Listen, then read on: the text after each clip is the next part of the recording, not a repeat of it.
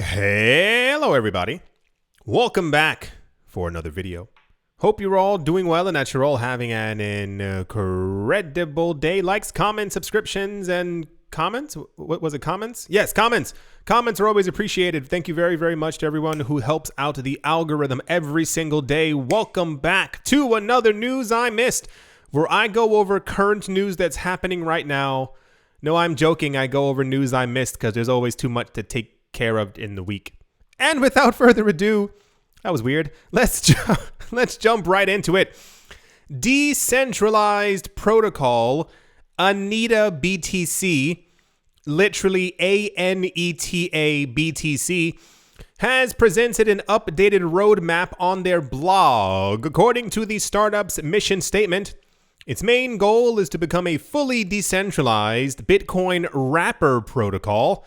Not the wrapping kind you're thinking of. Although AnetaBTC is not directly affiliated with any blockchain, its CNETA token is issued on Cardano. The main focus, however, is on Cardano and Ergo as the most secure blockchains according to the project. And there's a little pretty photo that they posted on Twitter of their roadmap. It's like angel babies. I'm not sure what it's supposed to be. There's some flowers and have like road signs on it. It's a picture.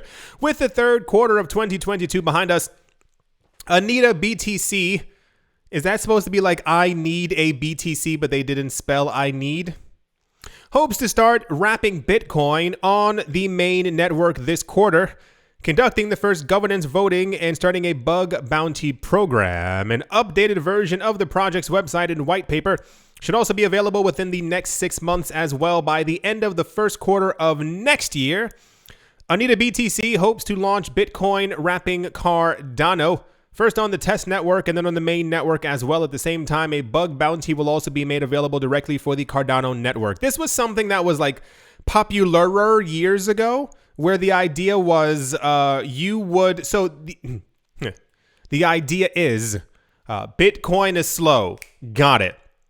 A lot of people keep ignoring the fact that Lightning exists, but sure, whatever. So the idea is my blockchain does more transactions than Bitcoin, i.e., you basically take the Bitcoin in the simplest terms and you lock it into Cardano and create a one of that token.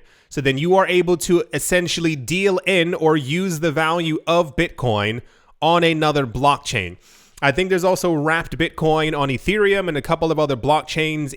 I don't think it worked out the way that people thought it was going to work, or didn't become as popular as they thought. A lot of people are comfortable like just using the normal Bitcoin blockchain as it is the most secure blockchain. But the efforts of other companies and other institutions and other cryptocurrency projects to create wrapped versions of Bitcoin, to lock Bitcoin away into other protocols and to be able to use the value of Bitcoin on those blockchains will continue probably forever. I mean, it also lowers the circulating supply of Bitcoin, so that's also a very good thing price-wise. But now we have another company called AnetaBTC who's trying to do this on Cardano. So if this ends up working out, if people end up using it, if it becomes very popular, if they're transacting millions of dollars worth of Bitcoin every single day, you'd better believe it is going to be in the news. But cool. I hope it works out. Like, sincerely, like decentralization in a larger network for everyone only helps the community. So let's see if in a couple of months we actually have Bitcoin that's being used on Cardano. That's the Cardano Ergo wrapped BTC, AnetaBTC, little angel people on a road map news. And yeah, let's move on.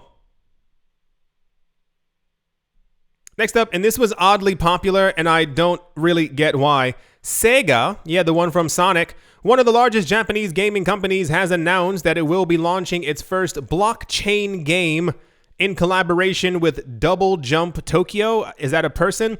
Another development company. The game, which is based on Sega's Sangokushi Taisen franchise, will be built using Oasis, a Japanese scaling focused project to support its blockchain elements. Sega, one of the most influential gaming companies, I don't know, has announced that it will be building its first blockchain game. The project, which will be built by another gaming company, Double Jump Tokyo, will be based on the Sangokushi Tyson franchise. Why they write the same exact thing from... Okay. Anyway, so everyone is into blockchain at this point. Everyone's into crypto. Everyone's making their own metaverse. It kind of just seems logical. I don't really know. There aren't many places that haven't announced or have not announced that they're going to be or not going to be making a metaverse, blockchain, digital currency, cryptocurrency, whatever kind of game. So Sega's also doing it. Is Sega still a company? And not in a joking way. I don't play video games that much. Like, I'm looking forward to like the next Pokemon game that's coming out in like 4 weeks or something like that. But do people still buy like Sega consoles?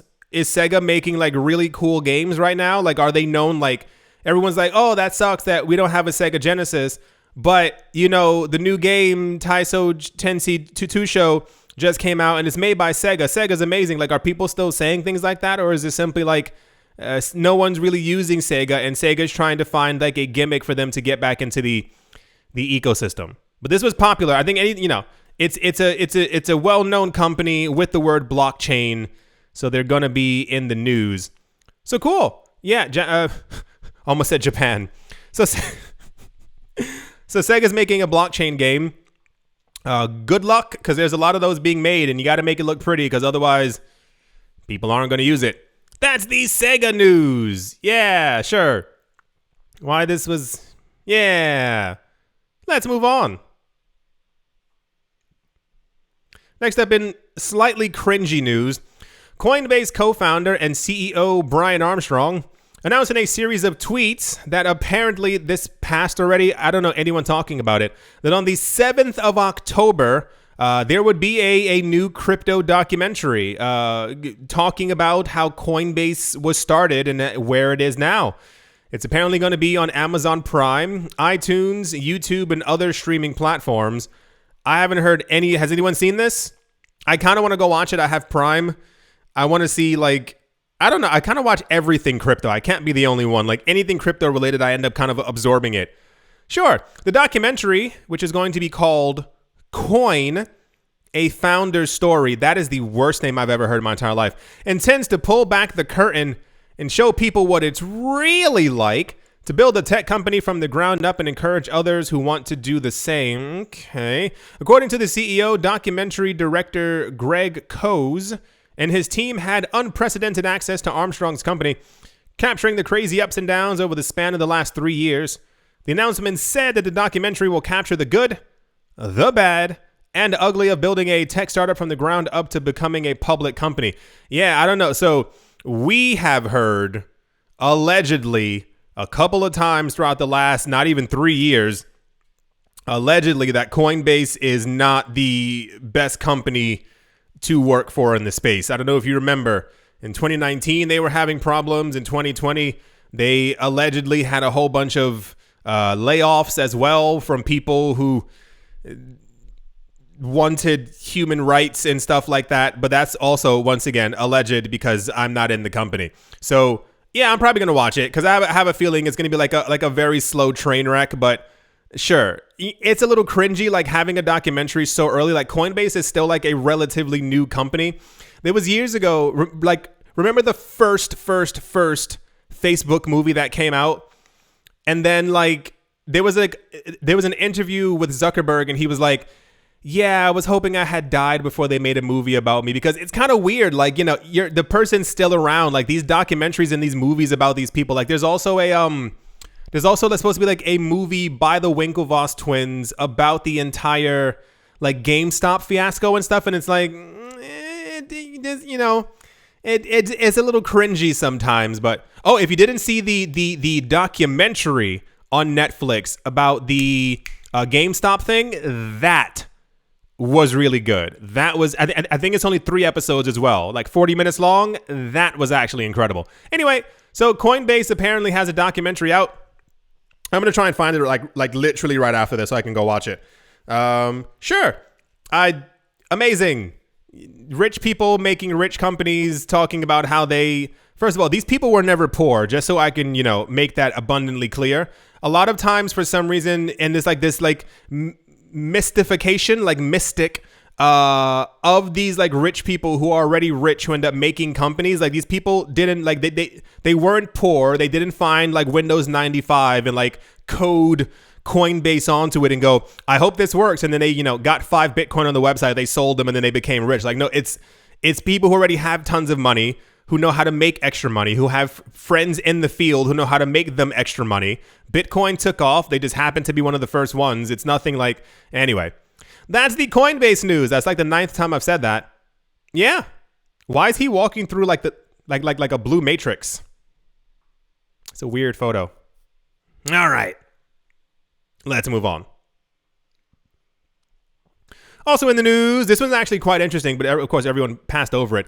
The Bank of Namibia, or the BON, the country's central bank, has announced that it has included virtual assets and virtual asset service providers, or VASPs, under its FinTech Innovations regulatory framework.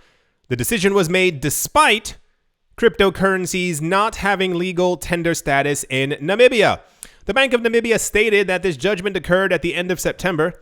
Retailers and dealers may accept crypto payments in this form if they are ready to participate in such an exchange or trade. However, the law has not officially recognized digital currencies such as Bitcoin. The central bank noted that it would diligently amend related rules and regulations in cooperation with other relevant authorities, as they stated. So the news is, apparently they made, Bitcoin does not have regulations in the country, but apparently the central bank announced that you can still use it. But they also made sure to mention, like, you can use it on your own, what's the word?